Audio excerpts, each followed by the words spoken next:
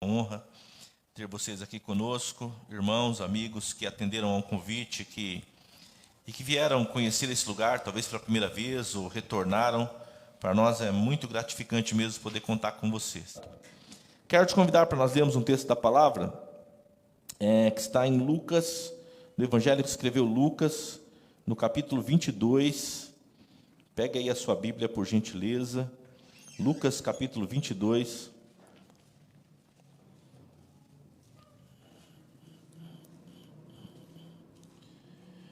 Quero compartilhar um texto da Palavra de Deus com você essa noite. Eu pretendo ser breve, mas quero, desta feita, fazer uma leitura completa desse capítulo com você. É uma leitura extensa, então quero pedir a sua atenção a essa leitura. Eu creio no poder da Palavra de Deus, e o simples fato de nós lermos a Palavra de Deus, ela sempre já ilumina nosso coração, fala conosco. Tomara você seja abençoado aí, eu creio que será, só pela leitura desse texto. Como eu disse, são 71 versículos. Então, com paciência, vamos ler esse texto juntos, tá bom? Se você tem uma Bíblia, leia aí. Se você não tem, acompanhe aí pelo telão, que é a mesma, acaba sendo a mesma versão. Se esses irmãos vão conseguir aí projetar. Mas vamos ler juntos a palavra do Senhor. Se você não tem condição de ler, aí em casa também, mas pare tudo agora e separe esse tempo para ouvir a palavra do Senhor, para ouvir a leitura da Bíblia Sagrada. Lucas, Evangelho segundo escreveu Lucas, no capítulo 22, está escrito assim: Estava próxima a festa dos pães asmos, chamada Páscoa. Preocupavam-se os principais sacerdotes e os escribas em como tirar a vida de Jesus, porque temiam o povo. Ora, Satanás entrou em Judas, chamado Iscariotes, que era um dos 12. Este foi entender-se com os principais sacerdotes e os capitães sobre como lhe entregaria Jesus. Então eles se alegraram e combinaram em lhes dar dinheiro. Judas concordou e buscava uma boa ocasião para lhe entregar sem tumulto. Chegou o dia da festa dos pães asmos, em que importava comemorar a Páscoa. Jesus, pois, enviou Pedro e João, dizendo: Ide preparar-nos a Páscoa para que a comamos. Eles lhe perguntaram: Onde queres que a preparemos? Então lhes explicou Jesus: Ao entrares na cidade, encontrareis um homem com um cântaro de água. Segui-o até a sua casa, a casa em que ele entrar. E dizei ao dono da casa: O mestre manda perguntar-te: Onde é o aposento no qual hei de comer a Páscoa com os meus discípulos? Ele vos mostrará um espaçoso cenáculo mobilado, ali fazei os preparativos. E indo, tudo encontraram como Jesus lhes dissera, e prepararam a Páscoa. Chegada a hora, pôs Jesus à mesa, e com ele os apóstolos, e disse-lhes: Tenho desejado ansiosamente comer convosco esta Páscoa, antes do meu sofrimento, pois vos digo que nunca mais a comerei, até que ela se cumpra no reino de Deus. E tomando um cálice, havendo dado graças, disse: Recebei e reparti entre vós, pois vos digo que, de agora em diante, não mais beberei do fruto da videira, até que venha o reino de Deus. E tomando um pão, tendo dado graças, o partiu e lhes deu, dizendo: Isto é o meu corpo, oferecido por vós. Fazei isto em memória de mim. Semelhantemente, depois de cear, tomou o cálice, dizendo: Este é o cálice da nova aliança no meu sangue, derramado em favor de vós. Todavia, a mão do traidor está comigo à mesa. Porque o Filho do Homem, na verdade, vai, segundo o que está determinado. Mas ai daquele por intermédio de quem ele está sendo traído. Então começaram a indagar entre si quem seria, dentre eles, o que estava para fazer isso. Suscitaram também entre si uma discussão sobre qual deles parecia ser o maior. Mas Jesus lhes disse: O rei dos povos domina sobre eles, e os que exercem autoridade são chamados benfeitores. Mas vós não sois assim. Pelo contrário, o maior entre vós será como o menor, e aquele que dirige seja como quem serve. Pois qual é o maior? Quem está à mesa ou quem serve? Porventura não é quem está à mesa? Pois no meio de vós eu sou como quem serve. Vós sois os que tendes permanecido comigo nas minhas tentações. Assim como meu Pai me confiou um reino, eu vou-lo confio, para que comais e bebais à minha mesa no meu reino, e vos assentareis em tronos para julgar as 12 tribos de Israel. Simão, Simão, eis que Satanás vos reclamou para vos peneirar como trigo. Eu, porém, roguei por ti, para que a tua fé não desfaleça.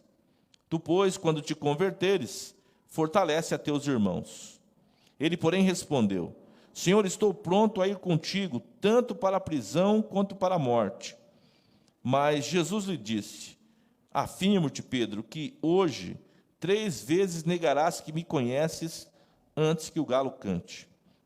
A seguir, Jesus lhe perguntou: Quando vos mandei ir sem bolsa, sem alforje, sem sandálias, faltou-vos porventura alguma coisa?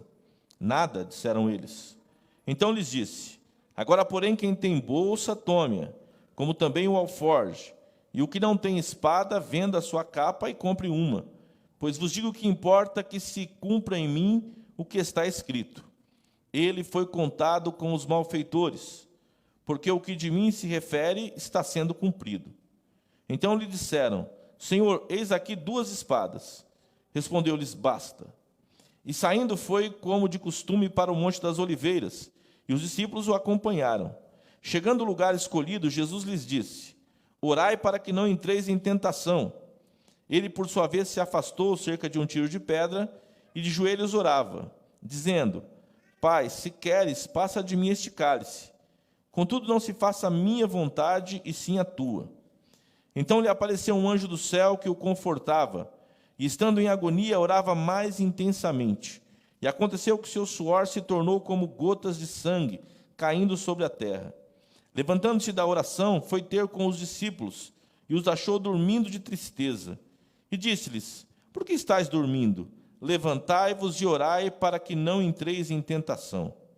Falava ele ainda quando chegou uma multidão, e um dos 12, o chamado Judas, que vinha à frente deles, aproximou-se de Jesus para o beijar. Jesus, porém, lhe disse: Judas, com um beijo traz o Filho do Homem? Os que estavam ao redor dele, vendo o que ia suceder, perguntaram: Senhor, feriremos a espada? Um deles feriu o servo do sumo sacerdote e cortou-lhe a orelha direita. Mas Jesus acudiu, dizendo: Deixai, basta. E tocando-lhe a orelha, o curou. Então, dirigindo-se Jesus aos principais sacerdotes, capitães do templo e anciãos que vieram prendê-lo, disse: Saístes com espada e porretes como para deter um salteador? Diariamente, estando eu convosco no templo, não puseste a mão sobre mim. Esta, porém, é a vossa hora e o poder das trevas. Então, prendendo-o, levaram e o introduziram na casa do sumo sacerdote. Pedro seguia de longe, e quando acenderam fogo no meio do pátio e juntos se assentaram, Pedro tomou lugar entre eles. Entrementes, uma criada, vendo-o assentado perto do fogo, fitando-o, disse: Este também estava com ele. Mas Pedro negava, dizendo-lhe: Mulher, não o conheço. Pouco depois, vendo o outro, disse: Também tu é um dos tais. Pedro, porém, protestava: Homem, não sou. E tendo passado cerca de 1 hora, outro afirmava, dizendo: Também este verdadeiramente estava com ele, porque também é galileu. Mas Pedro insistia: Homem, não compreendo o que dizes. E logo, estando ele ainda a falar, cantou o galo. Então, voltando-se o Senhor, fixou os olhos em Pedro. E Pedro se lembrou da palavra do Senhor, como lhe dissera: Hoje 3 vezes me negarás antes de cantar o galo. Então Pedro, saindo dali, chorou amargamente. Os que detinham Jesus zombavam dele, davam-lhe pancadas, e vendando-lhe os olhos diziam: Profetiza-nos quem é o que te bateu. E muitas outras coisas diziam contra ele, blasfemando. Logo que amanheceu, reuniu-se a assembleia dos anciãos do povo, tanto os principais sacerdotes como os escribas, e os conduziram ao sinédrio, onde lhe disseram: Se tu és o Cristo, dize-nos. Então Jesus lhes respondeu: Se vou disser, não acreditareis. Também se vos perguntar, de nenhum modo me respondereis. Desde agora estará sentado o Filho do Homem, à direita do Todo-Poderoso Deus. Então disseram todos: Logo tu és o Filho de Deus? E ele lhes respondeu: Vós dizeis que eu sou. Clamaram, pois: Que necessidade mais temos de testemunho? Porque nós mesmos o ouvimos da sua própria boca. Amém. Amém. Glória a Deus.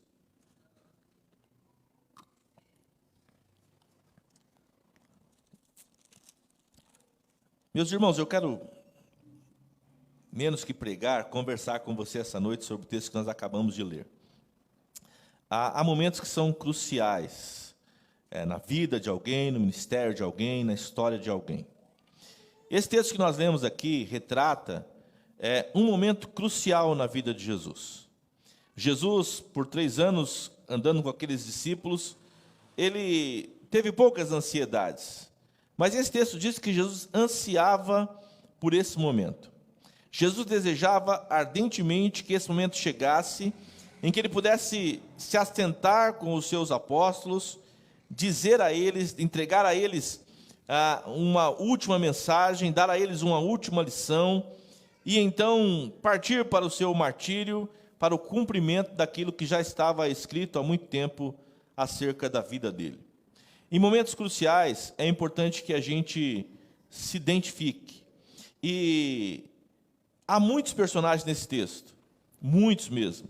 O texto é longo e eu tentei dividi-lo e pensei, mas cada vez que eu tentava dividi-lo, parecia que alguma coisa estava ficando para trás. E eu acabei tomando a decisão de falar dele de forma geral, mesmo sem respeitar aqui as divisões feitas por aquelas pessoas que dividiram a Bíblia em capítulo e em versículo. Eu resolvi ler como se fosse uma história contínua, e de fato ela é assim, não é? Ela começa com os principais sacerdotes ali, pensando uma forma de assassinar Jesus. Eles não queriam fazer assim publicamente, porque sabiam que ia causar uma revolta.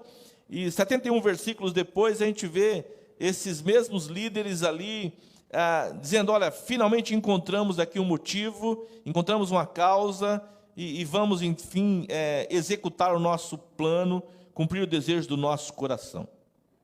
E eu dizia que, nesses momentos cruciais, é que a gente se identifica. E eu queria muito que você tentasse aqui se identificar com alguns dos personagens desse texto que nós lemos. Porque, infelizmente, esses momentos de tensão, assim, esses momentos cruciais, decisivos, sempre revelam muito mais de nós do que nós queremos admitir, não é?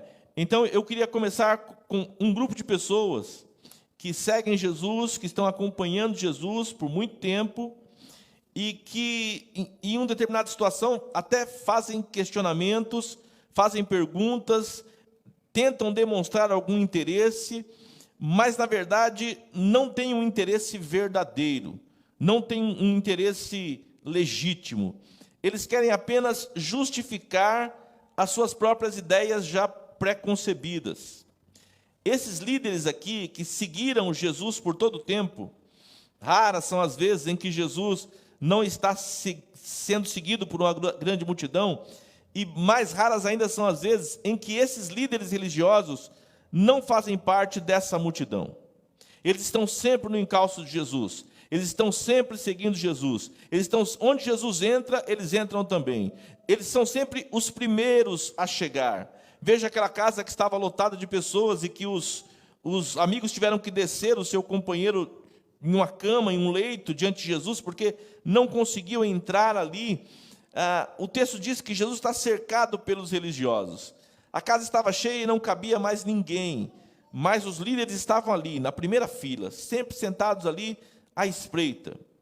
Sabe, irmãos, momentos cruciais da vida cristã, momentos cruciais da história da igreja, momentos cruciais da história desta igreja, tem sempre o poder de revelar posturas e situações que nós muitas vezes queremos deixá-las escondidas, submersas.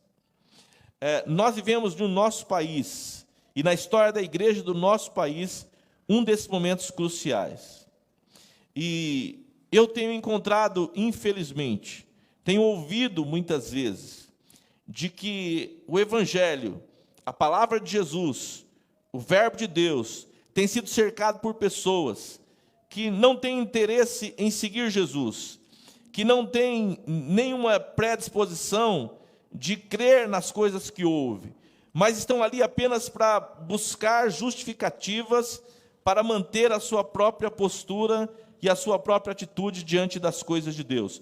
Pessoas que estão no entorno do Evangelho, que estão junto com aqueles que seguem Jesus, mas que se sentem, por uma razão ou outra, superiores. Eles querem apenas justificar o seu modo de vida. Eles querem apenas justificar a postura que assumiram. Eu não creio em Jesus. O fato é que algumas dessas pessoas não creem em Jesus. O fato é que algumas dessas pessoas não acreditam até hoje, nunca acreditaram que Jesus seja o Filho de Deus. Mas eles buscam uma ocasião para justificar a sua postura. Nós vamos falar um pouco mais sobre esse grupo de pessoas. Nós temos ainda aqui um grupo de pessoas que se escondem entre os que servem a Deus, mas que estão sempre à disposição do poder de Satanás. Sabe, houve um tempo que as pessoas, quando estavam endemoniadas, possuídas por um demônio, elas estribuchavam e elas viravam os olhos e elas faziam sons animalescos e apavorava tudo aquilo. E a gente acostumou a achar que todo mundo que está possuído por Satanás age dessa forma. Mas o texto que nós lemos mostra alguém que foi possuído por Satanás e saiu da presença dos discípulos e foi vender Jesus. Não estribuchou, não revirou o olho, não emitiu sons como de animais, mas saiu dali e foi vender Jesus. Saiu dali e foi se unir aos inimigos do Evangelho para negociar, para lucrar, para receber coisas que nesse reino aqui têm valor, ainda que no reino de Deus não tenha valor nenhum. Infelizmente, nos momentos cruciais, se manifestam aqueles que, conquanto andam com Jesus, conquanto estejam no meio dos que andam com Jesus, são, na verdade, veículos de Satanás, se deixam possuir por Satanás e que sorrateiramente saem dali para lucrar aqui nesse mundo. Infelizmente, o povo de Deus tem sido, nos últimos tempos, nesse tempo que é um tempo crucial, invadido por pessoas que não querem Jesus, que não creem em Jesus, que ainda que andem conosco, não deixam que a palavra penetre em seus corações, que estão ali, mas estão a serviço do seu próprio reino, que estão entre nós tentando lucrar de alguma maneira, tentando tirar recursos materiais de alguma maneira. Pessoas que se aproximam do Evangelho e da igreja com o único intuito, lucrar com aquilo, ganhar dinheiro com isso. Eles acreditam no reino deste mundo. Eles estão a serviço do príncipe deste século. Eles nada têm a ver com o Evangelho. Eles são endemoniados. Eles não urram, eles não gritam, eles não se estribucham, eles não reviram os olhos, mas eles vendem o Evangelho. Há aqui, irmãos, personagens que disputam para ver quem é maior entre os que seguem Jesus.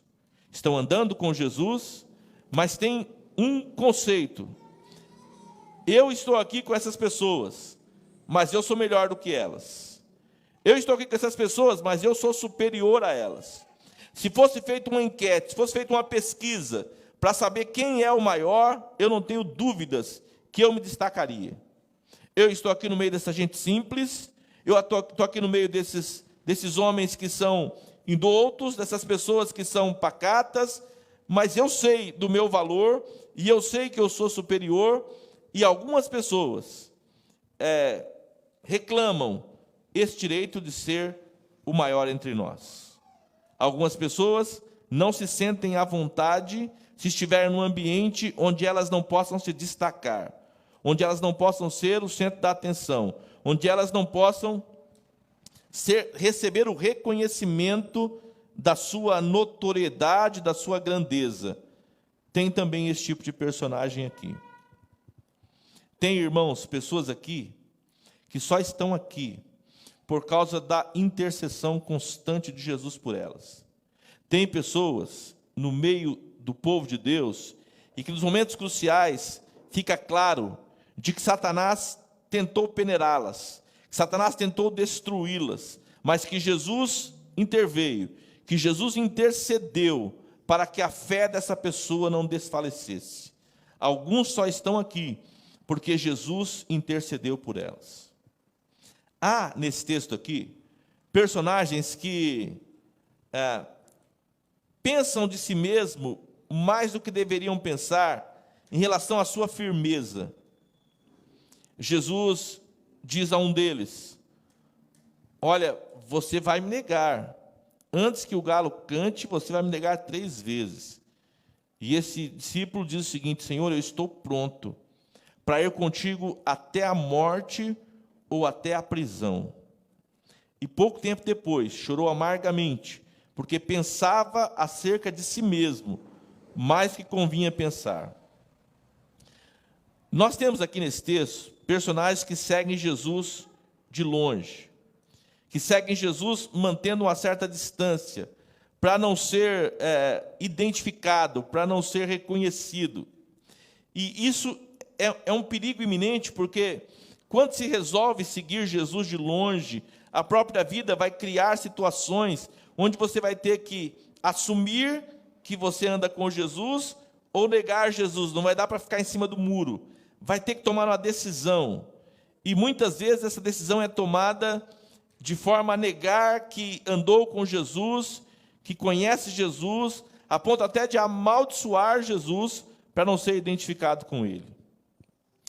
Irmãos, nesse texto, pessoas que ainda que sejam pequenas e falhas, resolvem que vão andar com Jesus, que vão sofrer com Jesus, que vão estar onde Jesus estiver, que vão assentar à mesa com ele, e que vão comer do seu corpo e que vão beber do seu sangue.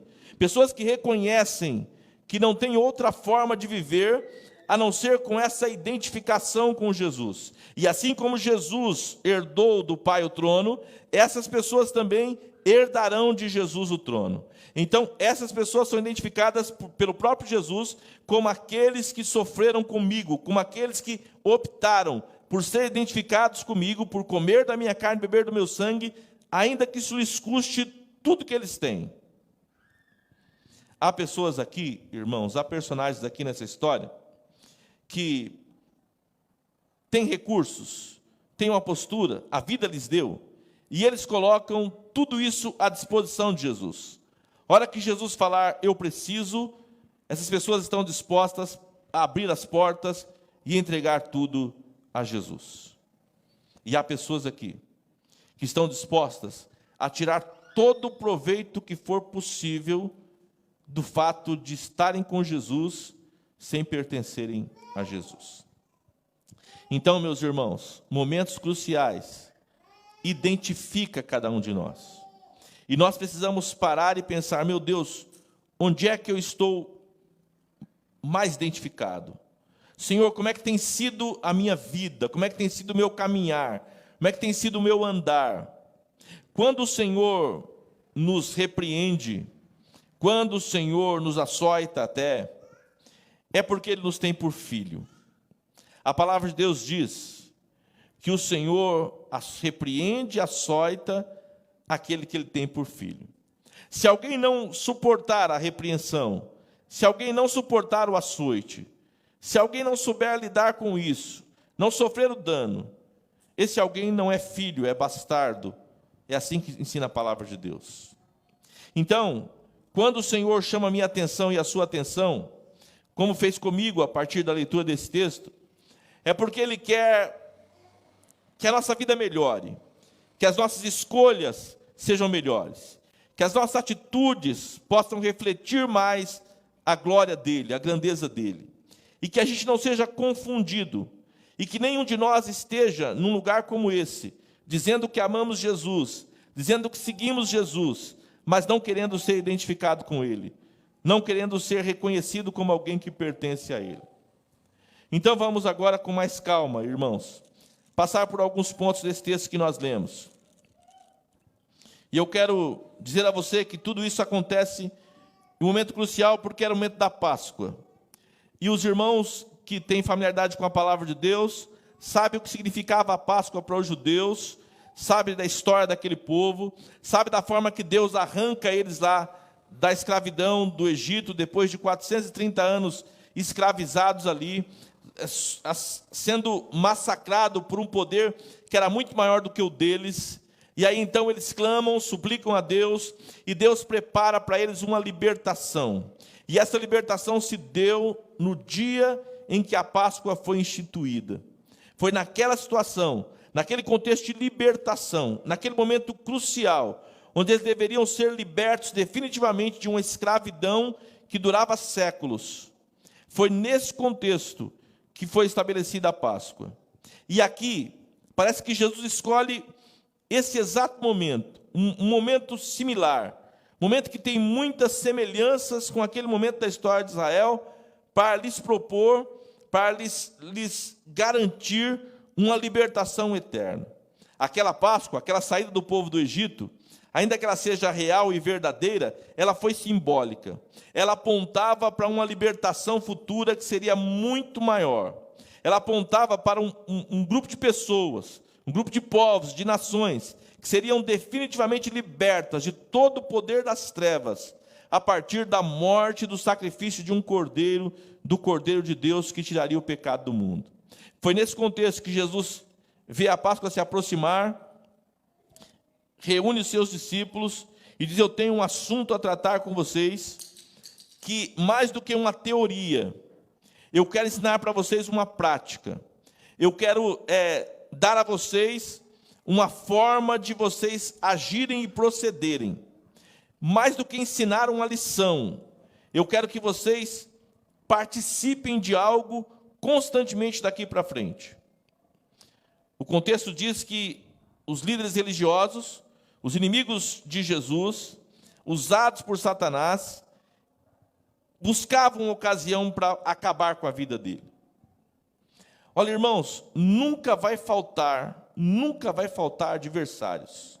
Se você resolve seguir a Jesus, nunca te faltarão adversários nesse mundo.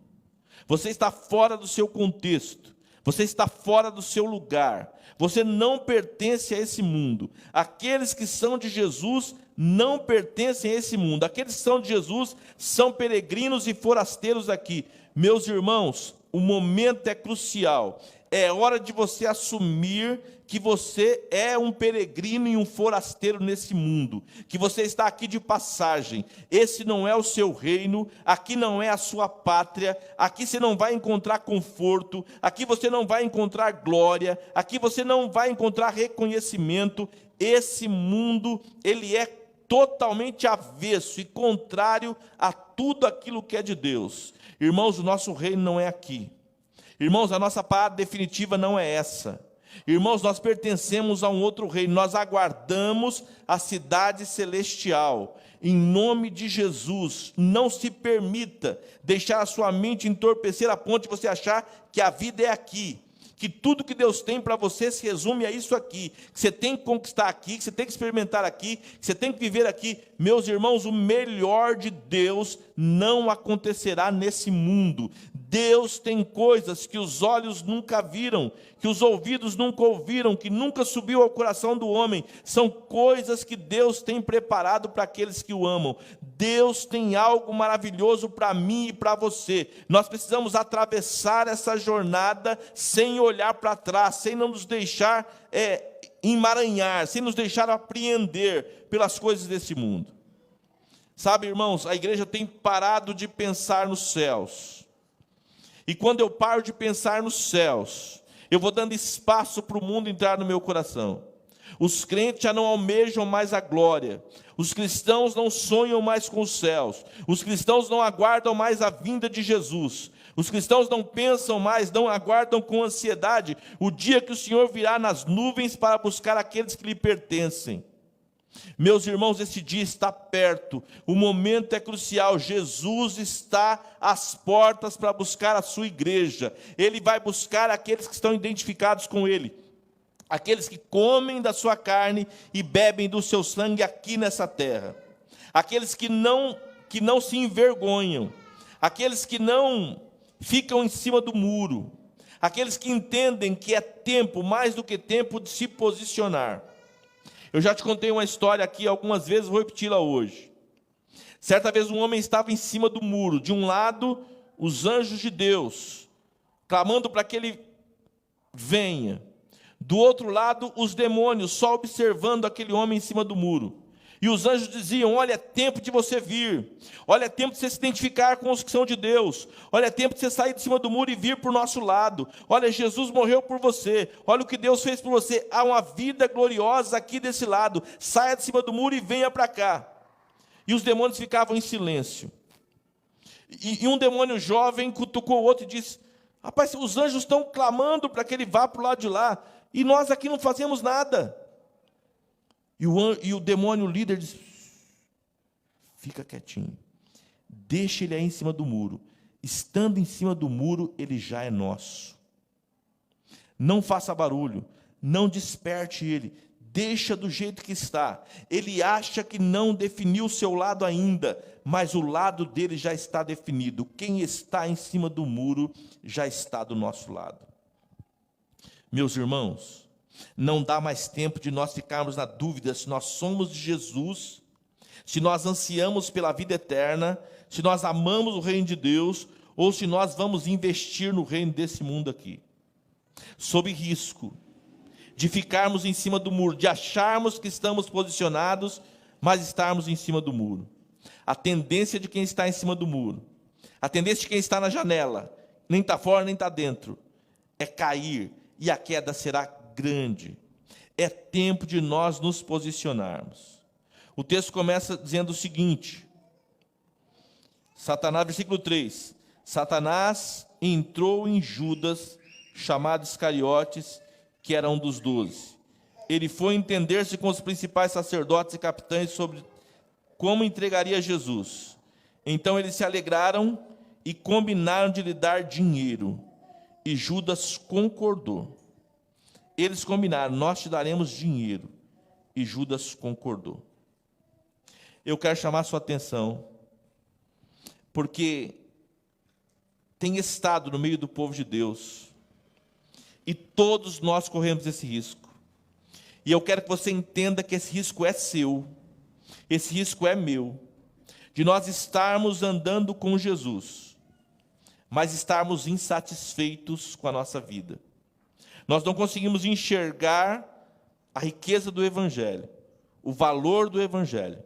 Nós não conseguimos enxergar o que Jesus fez por nós. E muito menos conseguimos enxergar o tesouro que nos está reservado. E então, muitos cristãos têm desistido da caminhada, porque eles pensam o seguinte: eu não posso perder a oportunidade de ganhar dinheiro. Eu não posso perder a oportunidade de ficar bem de vida. Eu não posso perder a oportunidade de alcançar a minha independência financeira. Meus irmãos, ore acerca disso. Se você está nesse processo, com essa determinação que parece louvável, que é aplaudida pelo mundo, que talvez seja aplaudido pelas pessoas que estão à sua volta, porque nós vemos de um tempo que, assim, se você não corre atrás de dinheiro de manhã até de noite, dizem que você não é alguém comprometido, que você não é alguém com foco, que você não é alguém determinado, que você é medíocre, que você é conformado, que você aceita tudo que a vida te dá do jeito que ela te dá. E a propaganda é muito grande para que você incline seu coração e sua mente gaste todas as suas energias para ganhar mais dinheiro. E o que tem de mal nisso? O que tem de mal um cristão ser bem-sucedido financeiramente?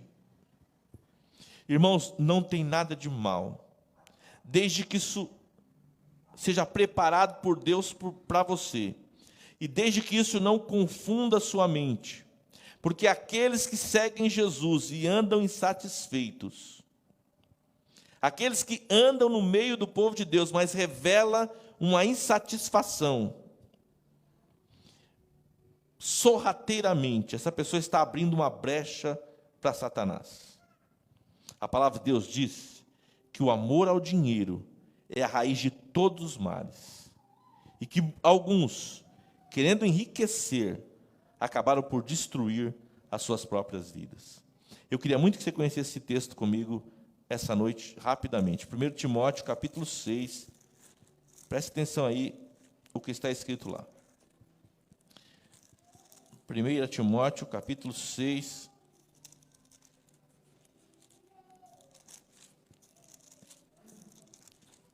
Está escrito assim: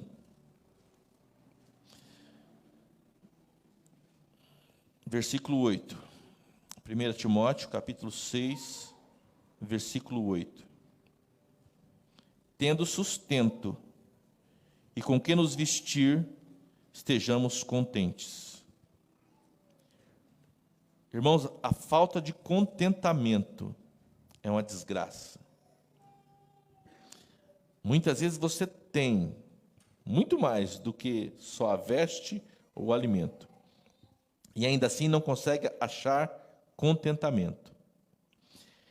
Tendo sustento e com que nos vestir, estejamos contentes. Ora, os que querem ficar ricos caem em tentação e cilada, e em muitas concupiscências insensatas e perniciosas, as quais afogam os homens na ruína e perdição.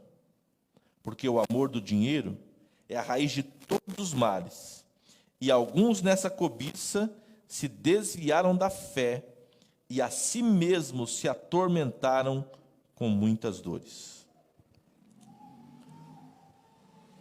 Meus irmãos, cuidado para não estar vivendo o Evangelho, mas com a cabeça e com o coração nas riquezas desse mundo.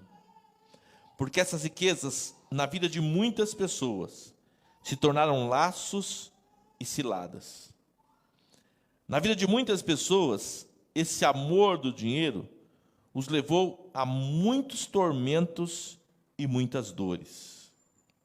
O Senhor quer nos livrar de tormentos e de dores. Ah, mas então Deus não quer que eu tenha uma vida próspera, confortável? Irmãos, quando Deus, na sua caminhada, coloca uma barreira, coloca uma cerca, coloca uma forma de você não ultrapassar, não é porque do outro lado tem coisas maravilhosas e Deus é ruim, e Deus é egoísta, e Deus não quer que você viva. Muitas vezes, quando você está na caminhada e você se depara com uma barreira colocada por Deus, depois daquela barreira vem um abismo terrível. Depois daquela barreira vem tristezas, tormentos e dores. E o Senhor não quer que você viva uma vida de tristeza, tormentos e dores.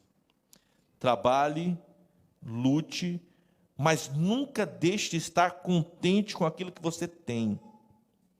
Nunca deixe de ser grato por aquilo que você já desfruta. Se você tem a oportunidade, e não é algo desenfreado, não é algo sem critério, não é algo a qualquer custo. Se você percebe em oração, você vive para agradar ao Senhor, decidiu que vai seguir ao Senhor, e Deus proporcionou para você, ótimo, amém. Mas questione, fique sempre atento, porque, irmãos, a riqueza reluz, a riqueza brilha, a riqueza é uma das maiores forças deste mundo e desse século. E às vezes você pensa, mas eu não tenho vontade de ser rico. Olha, você não tem vontade de ser rico, mas você se dedica dia e noite só para ganhar mais dinheiro, sem pensar no reino, sem pensar nas coisas de Deus, sem ansiar pela vida eterna. Isso muitas vezes vira brecha para Satanás. E o fim é triste. O fim é aquele que você viu com Judas. O fim é esse que Paulo fala aqui para Timóteo, acerca de alguns homens que foram por esse caminho. Paulo escrevendo no capítulo seguinte, na segunda carta de Paulo a Timóteo, pega o capítulo 4, diz assim, ele clama a Timóteo dizendo, procura vir ter comigo depressa. Eu estou lendo 2 Timóteo, capítulo 4, versículo 9. Porque Demas, tendo amado o presente século, me abandonou e se foi para Tessalônica. Demas, tendo amado o presente século, me abandonou. Irmãos, esse espírito de Demas continua agindo no meio do povo de Deus. De pessoas que amam o presente século, que sem perceber estão sendo laçados pelo presente século. Não é o que Deus preparou para você. Não é o que Deus quer para a sua vida. Você vinha perguntando, então, Deus, isso é para mim? A resposta de Deus é não, isso não é para você. Há coisas mais importantes. A vida aqui é muito rápida, é muito passageira. E alguns estão trocando a glória eterna por bolotas de porcos aqui dessa vida. E estão vivendo em tormento e em dor. Ouça isso com atenção, por favor. No versículo 14 diz assim, de Lucas 22. Chegada a hora, pôs Jesus à mesa com eles, e com eles os apóstolos. E disse, eu tenho desejado ansiosamente comer convosco essa Páscoa, antes do meu sofrimento. Pois vos digo que nunca mais comerei até que se cumpra no reino de Deus. Tomando um cálice, havendo dado graças, disse, recebei, reparti entre vós. Pois eu vos digo que de agora em diante não mais beberei o fruto da vide, até que venha o reino de Deus. Jesus estava identificando um momento crucial. É preciso que vocês entendam bem. É mais ou menos como se fosse um técnico, não é? de uma equipe, de um esporte coletivo desses aí. Nós estamos vivendo uma época de Olimpíadas aí, e tem muitos esportes coletivos, e você vê, às vezes, o técnico ali, sabe, tentando mostrar para os seus atletas que o momento é crucial. Tentando mostrar para eles que eles estão diante de uma partida que é a mais importante da vida deles. Que o momento é único. Que Deus preparou aquele momento para eles e que eles precisam ter êxito nesse momento. Que aquilo é vital, que fazer uma má escolha, tomar uma má atitude, não prestar atenção, não ficar atento aos ataques do adversário, pode ser a ruína deles, podem pôr a perder muito tempo de dedicação e de esforço. Pois bem, meus irmãos, era mais ou menos isso que Jesus estava fazendo aqui. 3 anos já andando com os seus discípulos, ele fala, gente, chegou a hora. Cara. Todo esse tempo, na verdade, a gente vinha nos preparando para essa hora. Essa é a hora. Esse é o momento. Olha, vocês precisam se posicionar adequadamente. Imagine a tristeza de Jesus, depois de contar isso para eles, depois de pegar o pão e dizer, gente, olha, isso aqui é o meu corpo, ele será partido por causa de vocês. Olha, está vendo esse cálice aqui? Isso aqui é o meu sangue, ele vai ser vertido por causa de vocês. Eu vou morrer para que vocês possam viver. Eu vou me sacrificar, alguém tem que sacrificar, e eu vou me sacrificar. Vocês lembram da Páscoa? Lembra do significado? Lembra daquele cordeiro sendo imolado? Pois bem, eu sou esse cordeiro. Eu vou morrer, minha carne será partida, meu sangue será derramado, e vocês devem participar disso, devem se identificar comigo. É isso que Jesus fala do versículo 19 até o 23. Jesus fala assim, olha, vai acontecer de que alguém que está aqui comigo hoje vai me trair. Então, o momento é muito sério. Fiquem atentos a esse momento. É um momento crucial. Vai se cumprir na minha vida o que foi dito. Mas ai daquele, por quem o Filho do Homem for traído. Se vocês não perceberem a seriedade, a gravidade do momento, quando atentarem pode ser tarde demais, porque alguém vai me trair. E ao invés deles prestar atenção à seriedade daquele momento, sabe o que eles fizeram, irmãos, diante dessa palavra? Começaram a discutir entre eles, a disputar entre eles, qual deles seria o maior. Diante da seriedade do momento que Jesus estava expondo a eles, eles diminuíram o que Jesus estava falando para entrar numa disputa mesquinha de quem era o maior entre os 12. Agora, vê se pode um negócio desse. Que falta de discernimento, que falta de senso de urgência, que falta de sensibilidade com relação à dor do outro. Como é que pode um momento como nós estamos vivendo aqui, um momento crucial como nós vivemos no século 21, o povo de Deus está se degladiando para saber quem é maior e quem é menor, quem é mais e quem é menos importante. Diante de tudo que Jesus está colocando para o seu povo, a disputa deles é mesquinha, é pequena, desta forma. Aqui diz que Jesus deixa claro para eles: essas coisas são desse mundo, vão perecer com esse mundo. É aqui nesse mundo que há esse tipo de disputa.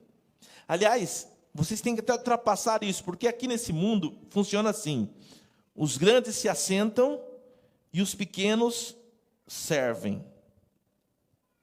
Se alguém quiser ser grande no reino de Deus, tem que agir como se fosse o menor. Se alguém quer ter relevância e importância, tem que aprender a se ver como menor e a agir como menor dentre todos. Irmãos, tem surgido uma geração de cristãos arrogantes, prepotentes, soberbos, que por conta de uma posição que exercem, por conta de um dom que receberam, porque dom, ninguém investe para receber dom. Dons são dados, como o nome diz, não é? Dom, gratuitamente. Alguns receberam o dom e estão se usurpando, estão se colocando numa posição de importância superior aos demais. Meus irmãos, cuidado com essa postura. Cuidado com essa atitude. Isso não combina com o Evangelho. Isso não combina com aqueles que seguem Jesus.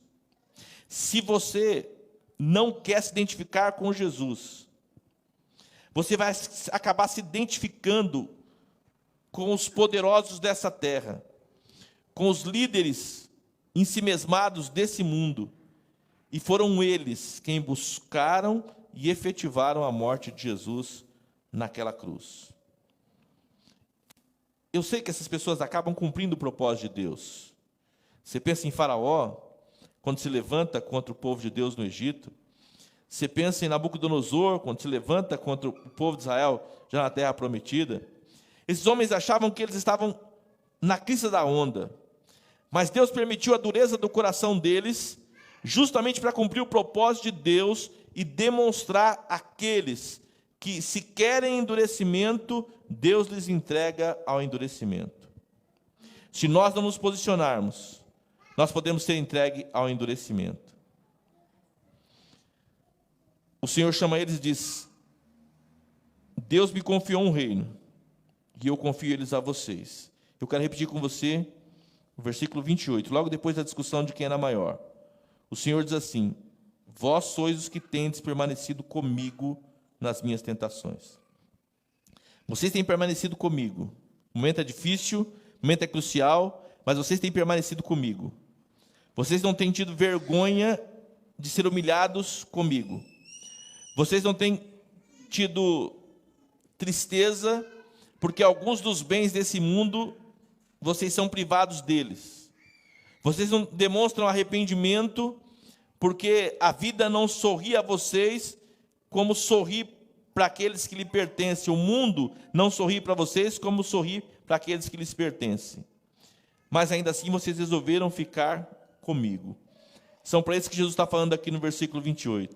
Vós sois que tendes permanecido comigo nas minhas estações. Assim como meu Pai me confiou um reino, eu vou-lo confio, para que comais e bebais à minha mesa no meu reino, e vos assentareis em tronos para julgar as 12 tribos de Israel.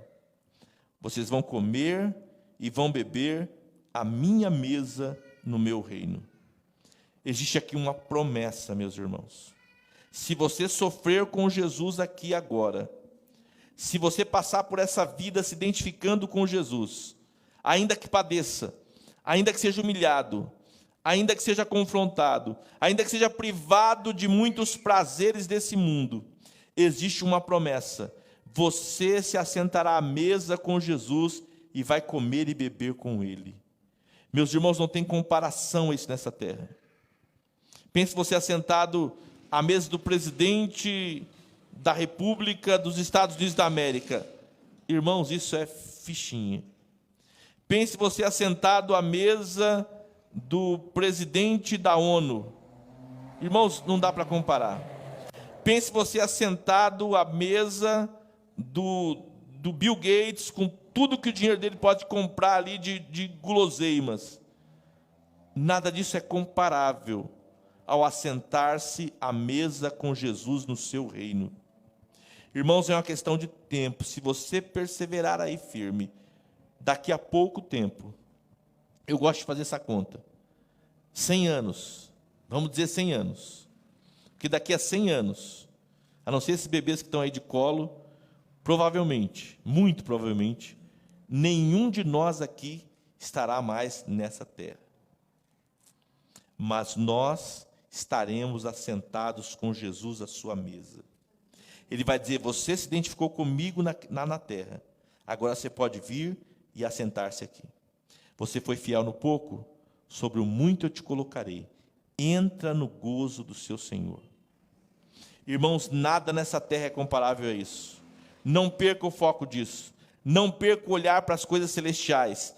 Nós somos o povo dos céus. Nós estamos marchando para Sião, nós estamos caminhando para a cidade santa, nós temos destino, irmãos, nós não somos desse mundo, nós não pertencemos a esse mundo. Em nome de Jesus, não se deixe identificar com esse mundo e se esqueça de quem você pertence. Nós somos cidadãos dos céus. A vida está difícil aqui, você tem sido humilhado aqui, você tem sido preterido aqui, tem dado oportunidade para outras pessoas e não para você. Você não é reconhecido por esse mundo, o mundo te persegue, o mundo te odeia. Antes de fazer isso com você, fizeram com o seu Jesus. Fizeram isso com Jesus.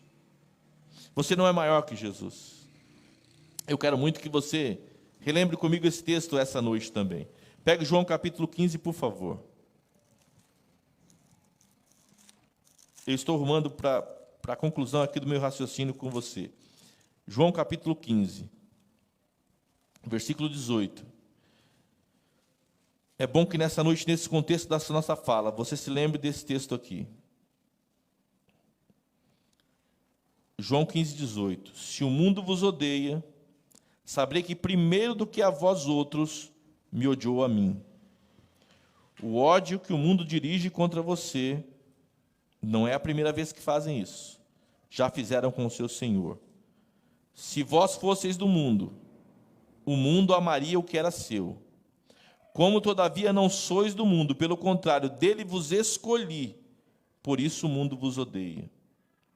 Sabe por que o mundo te odeia? Sabe por que o mundo nos odeia? Porque nós não somos do mundo. Se nós fôssemos do mundo, o mundo nos amaria, o mundo nos acolheria, o mundo nos aplaudiria, o mundo conspiraria para o nosso sucesso, o mundo conspiraria para a nossa grandeza, mas nós não somos desse mundo. Em nome de Jesus, nunca deixe essa palavra sair do seu coração. Eu não sou desse mundo, eu não tenho que brilhar aqui, eu não tenho que ter sucesso aqui, eu não tenho que desfrutar tudo que eu sonho aqui, eu estou aqui de passagem. Se eu for até o final, se eu atravessar esse Jordão, eu vou me assentar à mesa com Jesus. O mundo está me odiando, o mundo está me pressionando, mas amém, está tudo bem, está tudo certo. Eu sei a quem eu pertenço, eu sei para onde eu estou indo. Olha, irmãos, o Senhor continua dizendo o seguinte: lembrai-vos da palavra que eu vos disse, Não é o servo maior do que seu senhor. Se me perseguiram a mim, também perseguirão a vós outros. Se guardaram a minha palavra, também guardarão a vossa. Por isso, tudo isto, porém, vos farão por causa do meu nome, porquanto não conhecem aquele que me enviou. Irmãos, não é tempo de nós ficarmos buscando conforto, aconchego, receptividade e apoio aqui nesse mundo. Aliás, se o mundo está te aplaudindo, se o mundo está te acolhendo, se o mundo está massageando o seu ego, isso é ruim, isso é mau sinal, isso é perigoso. Eu sei, meus irmãos, que é muito melhor ouvir que Deus vai nos fazer prosperar, que Deus vai nos abençoar, que Deus vai abrir todas as portas para nós, que nós vamos ser o povo mais feliz aqui dessa terra, que tudo vai conspirar em nosso favor aqui nesse mundo. Eu sei que essa mensagem é melhor. Eu sei que ela é mais agradável de ouvir. Mas o fato é que ela não existe. No Novo Testamento não existe.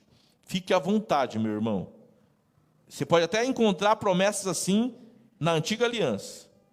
Mas na Nova Aliança não tem essa promessa. E o sangue de Jesus é símbolo de uma nova aliança. Não viva como se o sangue de Jesus não tivesse sido derramado ainda. O sangue de Jesus já foi derramado. Jesus já morreu numa cruz. Quando Jesus morreu na cruz, a antiga aliança passou. Aquele testamento já foi. Surgiu um novo testamento, uma nova aliança. E agora, irmãos, existe uma nova promessa, muito maior e melhor. Mas muitos não a querem. Muitos querem a promessa da velha aliança. Ao fazer isso, nós estamos negando o sangue de Jesus vertido na cruz por nós. Por isso o Senhor disse: é preciso que você coma da minha carne e beba do meu sangue. É preciso que você se identifique comigo. Em momentos cruciais, com quem você se identifica? Você é daqueles religiosos que dizem: bom, eu já alcancei a minha glória nesse mundo e eu não vou deixar ninguém tirar o meu reinado. Eu reino no meu coração, a minha vida é minha, ninguém tem que se meter com isso. A minha vida me pertence e ninguém tem que se meter com isso. Bom, essa é a fala desse mundo. Essa é a proposta desse mundo. A vida, Deus te deu a vida, você não tem que dar conta da sua vida para ninguém, você não tem que andar de acordo com a cartilha de ninguém, você faz suas regras, você traça seu destino, você estabelece seu futuro, você estabelece os fins, e esses fins vão justificar os meios. Essa é uma forma de viver. Você é um religioso, está na igreja, está no evangelho, mas é religioso. O seu ego está sentado no trono, e não Jesus. Cuidado, porque quem vive desta forma, compra e vende. Negocia a todo momento. Quem paga mais, leva. Enquanto ficar com Jesus, cuidando da bolsa, está dando retorno? Porque na bolsa de Jesus caía muitos recursos, eu estou cuidando dessa bolsa, então eu vou ficar aqui ganhando o que eu consigo tirar dessa bolsa aqui. Mas a hora que me fizerem uma oferta maior, eu traio Jesus, eu entrego Jesus, eu denuncio Jesus, eu traio da forma que der. Se for preciso, eu até beijo, para identificar melhor. Mas estão me pagando mais, e quem paga mais, leva. Se o trono de coração está vazio, então quem paga mais, leva. Cuidado para não ficar seguindo Jesus achando que você é bom. O Senhor disse que Ele vela por você, Ele cuida de você, Ele não deixa você cair. Ele chegou aqui na continuação desse texto que nós lemos, versículo 31 de Lucas 22. Simão, eis que Satanás vos reclamou para vos peneirar como trigo. Satanás pediu uma autorização. Satanás, diante de Deus, pediu uma autorização. Quero muito que você ouça isso com atenção agora. Porque alguns de nós, Satanás pediu para bagunçar nossa vida. Pediu para bagunçar mesmo, para pegar e peneirar. Joga para cima, peneira. Sabe, se faz como se faz com trigo. E Jesus disse não. Jesus interveio. Eu, porém, roguei por ti, para que a tua fé não desfaleça. Você sabe onde você tem andado. Você sabe qual tem sido a sua postura. Eu sei das minhas. Mas o Senhor diz assim: eu roguei por você. Satanás pediu para bagunçar com você. E eu roguei por você, para que a sua fé não desfaleça. Aceite, humildemente, seja grato. Não seja tão cheio de si, como Pedro era, que disse assim: Senhor, eu estou pronto. Eu estou pronto. Pedro responde assim: eu estou pronto a ir contigo, tanto para a prisão quanto para a morte. Eu estou pronto. Relaxa, Jesus. Fica calmo, Jesus. Eu estou no controle. Eu estou de boa. Eu estou pronto. E Jesus disse assim: cara, pare de pensar sobre você mais do que convém. Ninguém pense de si mesmo mais do que convém. Cada um pense de si segundo a medida da fé. Pense com misericórdia. Clame por misericórdia. Reconheça a sua pequenez. Diga a Jesus: Senhor, eu agradeço, porque se não fosse o Senhor, eu estava perdido já. Pedro, quando se coloca dessa forma, o Senhor diz para ele assim: ainda essa noite você vai ver quem de fato você é e qual de fato é a sua condição. Ainda essa noite. E Pedro negou Jesus de forma vexatória. E talvez você tenha coragem de apedrejar Pedro, mas eu não tenho não, porque muitas vezes eu me vejo assim. Sabe como muitas vezes eu me vejo? Muitas vezes eu me vejo como alguém que já atingiu um patamar de controle da própria vida, que não quer mais a intervenção de Jesus e que está buscando uma forma, como estavam buscando aqueles religiosos, de só continuar vivendo a sua vida, independente da opinião de Jesus. Eu vou dar rumo para a minha vida. Sabe, às vezes eu me identifico como Judas, que está ali, mas está buscando só benefício próprio, mas está ali buscando apenas recursos materiais, uma forma de manter a vida, de ganhar a vida, e não por amor a Jesus. O ouro deste mundo brilha mais, chama mais atenção do que o privilégio de assentar-se à mesa com Jesus. Hoje, preste atenção a isso. Hoje, saiba que Satanás pediu para peneirar você, como se peneira o trigo. E Jesus não deixou para que a sua fé não ruísse, não fosse abaixo. Pare de brigar para saber quem é o maior. Saia do trono do seu coração, entregue o trono do seu coração a Jesus. Pare de brigar por coisas dessa vida.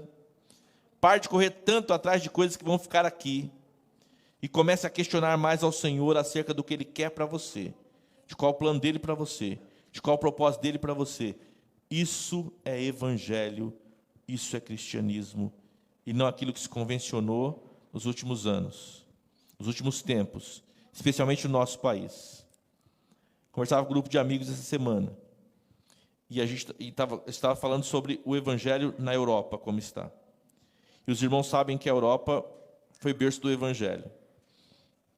Nós estávamos hoje também a carta de Éfeso, e apesar de Éfeso ser chamado de uma igreja da Ásia, não é a Ásia como a gente conhece hoje, mas era uma região no sul da Europa.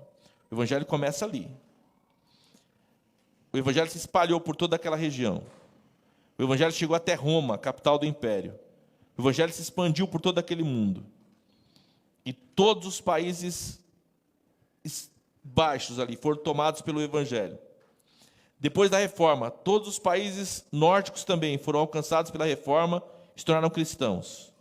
Irmãos, nós estamos falando do século XVI, agora toda a Europa era cristã. Tinha lá uma divisão se eram cristãos romanos ou se eram cristãos reformados. Mas o fato é que a Europa está dissipada. O fato é que pouquíssimas igrejas existem hoje na Europa.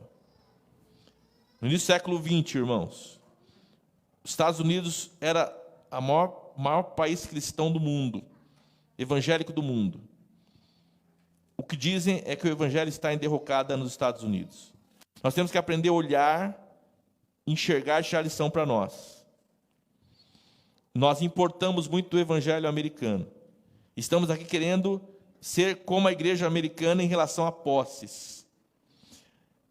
A riqueza. Queremos ser grandes e poderosos nessa terra.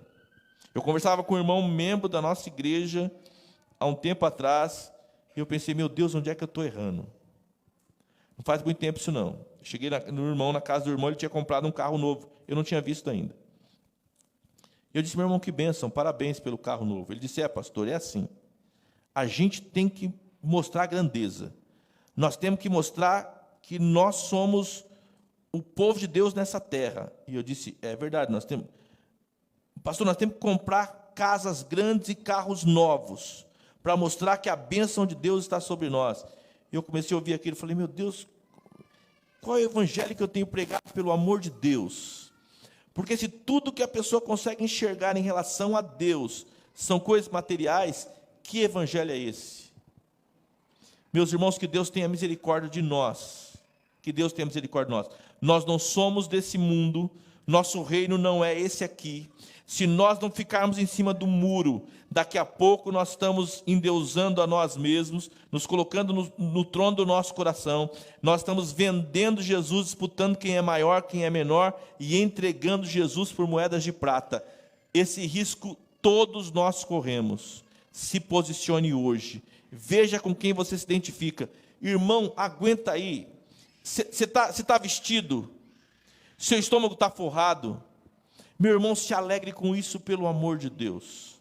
Se alegre com isso. Pare de reclamar e olhar para o mundo e desejar as coisas do mundo, porque isso vai te trazer ruína, tormento e dor. Em nome de Jesus, aguenta aí. Aguenta, porque é pouco tempo. Aquele que há de vir virá e não tardará, e nós todos estaremos assentados à mesa com ele, comendo e bebendo no seu reino eterno. É essa a promessa de Jesus. Ele não prometeu viagem tranquila, ele prometeu chegada segura. Nós chegaremos lá, se a gente não se desvirtuar. Que Deus tenha misericórdia de nós, em nome de Jesus. O momento é crucial. Olhe bem com quem você está se identificando. Tem muitos personagens aqui, mas tem aqueles aos quais o Senhor fez uma promessa. Vocês se identificaram comigo na minha tribulação. Vocês se identificaram comigo na minha aprovação. Vocês estarão assentados comigo à mesa, comendo e bebendo no meu reino. Tudo que eu quero, o que eu mais quero nessa minha vida, meus irmãos, é um dia estar assentado à mesa com Jesus, comendo e bebendo no seu reino. Eu estarei lá, nós estaremos lá, um ao lado do outro. Nada nesse mundo compensa nós virarmos as costas para Jesus. Amém? Curva sua cabeça aí por um instante, nós vamos orar para terminar. Antes de fazer uma oração para terminar, eu quero apenas dar uma oportunidade a você, que veio aqui hoje, que ouviu do Senhor, que Satanás pediu, reclamou sua vida. Satanás reclamou para se andar com você, para te peneirar como se peneira o trigo. E o Senhor intercedeu por você para que a sua fé não desfaleça. Mas hoje o Senhor te convida para vir estar com Ele, para se posicionar, para não sentir vergonha do Evangelho, para se posicionar ao lado do Senhor. Venha hoje, sinalize para Jesus: Senhor, eu não estou pronto. Não é como Pedro, não. Eu não estou pronto, mas eu preciso da sua ajuda. Me ajuda. Tenha misericórdia de mim. Interceda por mim. Venha para Jesus hoje. Venha para Jesus nesta noite. Não saia daqui sem renovar a sua aliança com o Senhor. Eu não sei que caminho você tem andado. Eu não sei quais têm sido os seus alvos, seus objetivos. Mas olha, não é o objetivo de Deus para você. Você já esteve na presença do Senhor. O Senhor está querendo que você retorne a Ele. Quer fazer isso hoje? Tem alguém aqui entre nós que está longe do Evangelho, que se afastou por qualquer motivo, que se desvirtuou por qualquer razão, e que sente que o Senhor falou com você, que essa palavra foi por sua causa, e você quer voltar a ter uma comunhão maior com o Senhor, sem crítica, sem constrangimento. O Senhor só quer restaurar a sua vida e sua fé. Eu quero pedir aos irmãos, à igreja, que fiquem com os olhos fechados em nome de Jesus, e que não os abra agora. E se alguém, aí no seu lugar mesmo, você nem vir aqui, aí no seu lugar, você quer tomar uma atitude de reconhecimento e de reconciliação com Deus, eu quero pedir que você levante a sua mão aí onde você está. Eu quero que você levante a mão e diga: eu quero me reconciliar com Deus nesta noite. Eu quero voltar à comunhão com o Senhor. Glória a Deus. Eu quero voltar à presença de Deus. Eu quero renovar a minha aliança com Deus. Eu não vou mais correr atrás do rabo aqui nesse mundo. Eu vou renovar a minha aliança com Deus, aí do seu lugar mesmo. Glória a Deus. Louvado seja Deus pela sua vida, pela sua mão erguida. Que o Senhor te abençoe. Mais alguém, em nome de Jesus, pode baixar, meu. Mais alguém que quer renovar, é você e Deus. A igreja não está aqui, nós não estamos aqui para ficar observando, nem cobrando nada de você. Só que você e Deus, você entendeu que é um chamado de Deus para a sua vida? Levante a sua mão em sinal de que você está renovando a sua aliança com o Senhor neste momento. Tem mais alguém que quer fazer isso? Eu vou orar por você, mesmo aí você do seu lugar, eu vou orar por você. Só levante a sua mão e diga: Senhor, eu estou renovando a minha aliança contigo. O Senhor sabe quem você é. Amém. Amém, meus irmãos. Oremos ao Senhor. Pai, eu quero te louvar por estas vidas que atenderam a esse chamado. Obrigado, Senhor. Ó Pai, que a fé da tua filha, a fé do teu filho, seja restaurada esta noite em nome de Jesus. Senhor, a tua filhinha sinalizou, Pai, que quer se identificar com o Senhor e não com esse mundo. Seu filhinho se manifestou porque quer se identificar com o Senhor e não com este mundo. Senhor, em nome de Jesus, restaura-lhe a fé para a glória do seu nome, e usa a vida dela, usa a vida dele, Senhor, para dar testemunho nessa terra. Não importa como o mundo vai reagir, não importam as dificuldades, Pai, e quando eles passarem por dificuldades, que eles se lembrem desta noite e da sinalização deles de concerto com o Senhor, de retorno à sua presença. Eu te louvo, Deus, pela vida da tua igreja, eu te louvo pela tua palavra, e eu te peço, tem misericórdia de mim, Senhor, e me ajude a me identificar com aqueles, Pai, que vão estar assentados à mesa do Senhor naquele grande dia, comendo e bebendo no teu reino, para a glória do seu nome. Oramos agradecidos. Amém. Amém. Fique de pé, por favor. Muito obrigado pela sua presença aqui, aos irmãos que estão em casa também, ou a você que está ouvindo essa mensagem, seja quando for, que você possa dar valor a ela. Aos irmãos que aqui estiveram, fica um convite para você, tendo a oportunidade, releia esse texto, busque identificações na sua vida e volte para o trilho, volte para o caminho, volte a andar debaixo da dispensação do Senhor. O Senhor tem coisas maravilhosas para você. Se não for aqui e agora, certamente lá e então você vai sentar-se à mesa com o Senhor, e vai ser uma festa que vai durar por toda a eternidade, uma festa sem fim. Que Deus nos ajude, que Deus nos abençoe, em nome do Senhor. Eu não sei o que a semana nos reserva, mas nós precisamos estar firmes, de cabeça erguida, sem nos envergonhar de Jesus, não com espírito de covardia, mas com espírito de fé, de temor, de amor, de moderação, de coragem, para dizer de quem nós somos, a quem nós pertencemos. Nós não pertencemos a esse mundo, nós não pertencemos a nós mesmos, nós somos do Senhor. Ele é o dono da nossa vida, e vai ser assim por toda a eternidade. Que ninguém nos tire desse caminho, em nome de Jesus. Amém? Que a graça do Senhor Jesus, o amor de Deus nosso Pai, e a comunhão do Espírito Santo seja com cada um de nós, hoje e até que Ele venha nos buscar. Que o Senhor nos preserve firmes e juntos, em nome de Jesus. Amém.